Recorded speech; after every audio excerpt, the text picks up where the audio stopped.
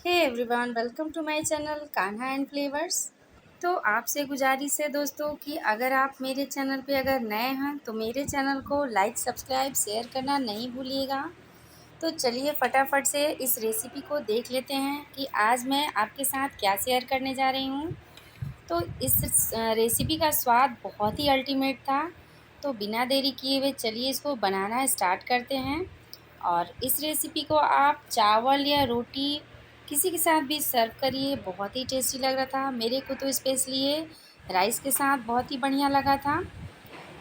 तो आज मैं बनाने जा रही हूँ केले के बहुत ही टेस्टी और अलग तरीके से कोफ्ते की रेसिपी। तो कोफ्ते तो सभी लोग अपने घरों में बनाते हैं, लेकिन मैं थोड़ा सा अलग तरीका बता रही हूँ फ्रेंड्स। तो बिना देरी किए हुए चलिए इसको फटाफट देख लेते हैं। तो सबसे पहले हम 4 केले ले लेंगे और इसको हम 2 पीसेस में कट करके और इसको हम बॉईल कर लेंगे 2 सीटी आने तक। तो केले को पहले ही हमने इसको अच्छे से वॉश कर लिया। अब चलिए इसमें हम पानी ऐड कर देते हैं। तो पानी उतना डालेंगे जितना कि केला बढ़िया से डूब जाए और इसको अच्छा से बॉईल हो जाए। उसके लिए हम आधा चम्मच इसमें नमक डाल देंगे। नमक डालने से क्या होता है कि सब्जियां बहुत ही आसानी से बॉईल हो जाती हैं। और चलिए अब 2 विसल आने तक इसको हम कुक कर लेते हैं।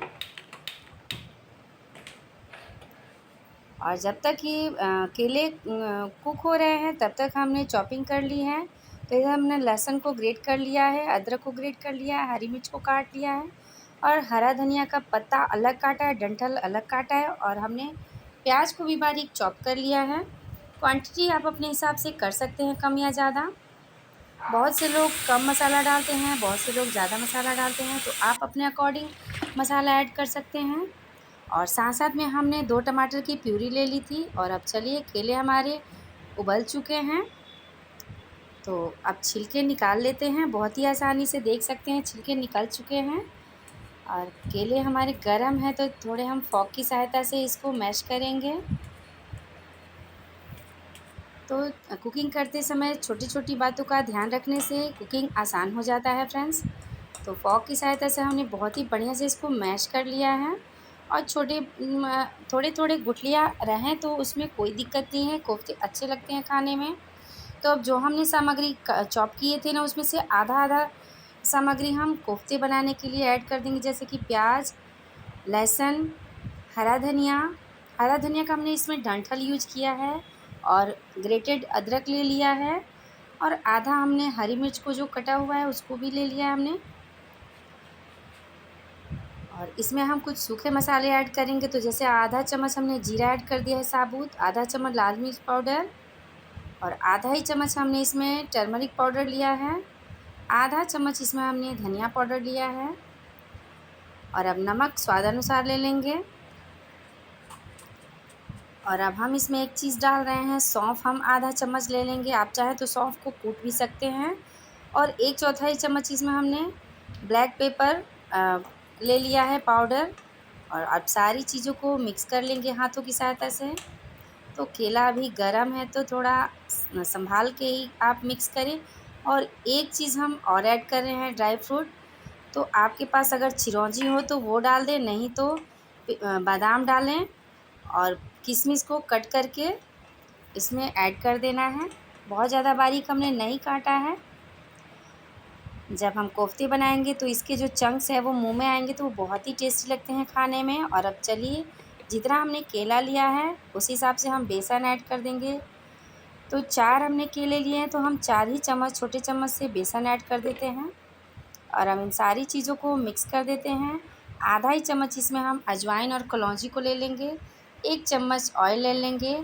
ऑयल डालने से क्या होता है ना कि अंदर का जो कोफ्ते का टेक्सचर होता है वो सॉफ्ट होता है और जालीदार बनता है। तो तेल डालना बिल्कुल नहीं भूलें। और अब सारी बैटर को अच्छे से मिक्स कर देंगे। तो ये देखिए देखने में कितना अच्छा अच्छा लग रहा है बैटर। और अब चलिए हाथों को धुल के और हाथ में अब हम हल्का सा ऑयल से ग्रीस कर लेंगे। और अब चलिए कोफ्ता तैयार कर लेते हैं। तो कोफ्ता भी हमने थोड़ा अलग डिजाइन का तैयार किया है, सिलेंडर शेप का। तो आप चाहें तो गोल शेप में भी कोफ्ते को रेडी कर सकते हैं। तो आप एक बारी मेरे तरीके से इस कोफ्ते को बना के देखिए फ्रेंड्स, बहुत ही बढ़िया, बहुत ही टेस्टी बना था। तो अब सारे कोफ्ते को हम इसी तरह रेडी कर लेंगे। तो इसी तरह हमने सारे कोफ्ते को रेडी कर लिया है। इधर हमारा कढ़ाई में ऑयल गरम हो रहा है और सारे प्रोसेस में हमने सरसों का तेल ही यूज किया है। तो अब सरसों का तेल हमारा गरम हो चुका है। मीडियम आंच पे हम सारे कोफ्तों को फ्राई कर लेंगे। बहुत ही आसानी से कोफ्ते हमारे फ्राई हो जाते हैं, बिल्कुल भी कढ़ाई में चिपकते नहीं हैं फ्रेंड्स। तो इसमें बेसन बहुत ज़्यादा नहीं डालना है, बिल्कुल क्वांटिटी के हिसाब से जितना केला था उतना ही हमने चम्मच बेसन डाला है। तो बहुत ही परफेक्ट मेज़रमेंट था। और गोल्डन ब्राउन होने तक हम कोफ्तों को अच्छे से फ्राई कर लेंगे।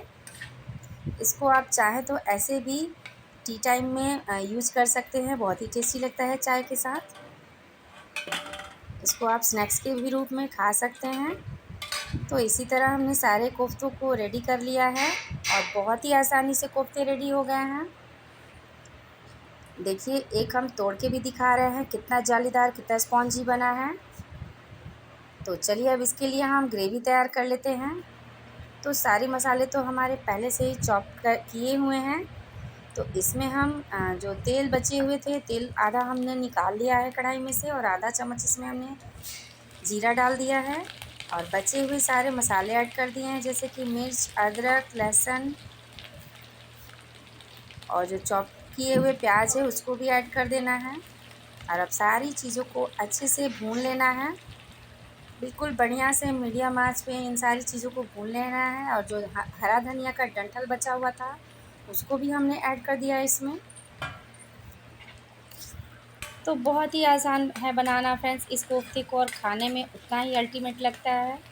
तो एक बारी मेरे कहने से मेरी रेसिपी को ज़रूर ट्राई करिएगा फ्रेंड्स।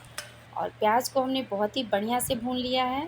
हींग डालना भूल गए थे तो हमने हींग का टुकड़ा डाल दिया है 2-3 ठे।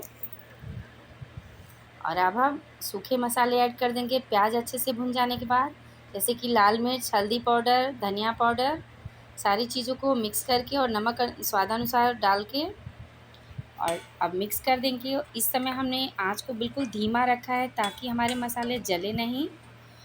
और बस मिक्स करके और अब हम जो टमाटर की प्यूरी है उसको ऐड कर देंगे और साथ साथ में इसमें हमने थोड़ा सा सौंफ खड़ा और डाला है ग्रेवी में भी, और आधा चम्मच इसमें हमने काली मिर्च का पाउडर भी ऐड किया है। इससे हमारी कोफ्ते के जो ग्रेवी है वो बहुत ही अलग तरीके का टेस्ट आता है फ्रेंड्स। और अब चलिए टमाटर की प्यूरी ऐड करके इसको हम अच्छे से भून लेते हैं। ऊपर से थोड़ी सी कसूरी मेथी ऐड कर देंगे आधा चम्मच के करीब, और आधा ही चम्मच इसमें हम किचन किंग मसाला ऐड कर देंगे। और अब चलिए सारे मसालों को अच्छे से ढक ढक के 2 से 3 मिनट तक चलाते हुए भून लेंगे। और अब लास्ट में जब हमारे मसाले अच्छे से भून जाएँ तो 1 चम्मच इसमें हम दही ऐड करके और इसको भी फिर से भून लेना है। तो सारी ग्रेवी और मसाले अच्छे से भून चुके हैं। चलिए अब इसमें पानी ऐड कर देते हैं। तो कोई भी आप कोफ्ता बनाइए तो पानी बहुत ही ऑब्ज़ॉर्ब करता है कोफ्ता, तो पानी अपने हिसाब से ऐड करिएगा। क्योंकि अक्सर क्या होता है ना कि खाते समय ग्रेवी कम पड़ जाता है, कोफ्ता बच जाता है। तो उस हिसाब से हमने पानी ऐड किया है और अब सारे कोफ्तों को भी इसमें ऐड कर देंगे।